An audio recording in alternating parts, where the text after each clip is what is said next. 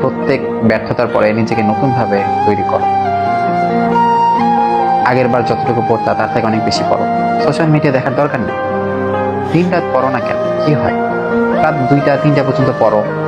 একটা সাবজেক্ট মনে করো কোশ্চেন ব্যাংক শেষ করে দিলা, একদম টামাটামা করে পড়ে খাও। তো ঠিক এই মুহূর্তে তোমার 25 সালটারে যত বেশি খারাপ লাগতেছে, চেষ্টা করো 26 সালটা তোমার জন্য সব থেকে সেরা একটা সাল হয়।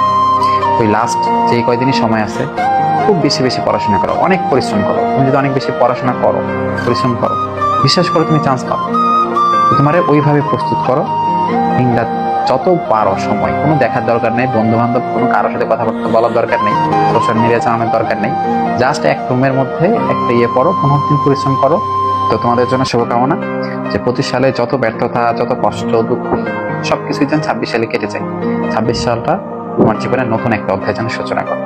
নিজেকে সেইভাবেই আজ থেকে প্রস্তুত, কিছু দেখার দরকার নেই। তো আল্লাহ হাফেজ সবাইকে।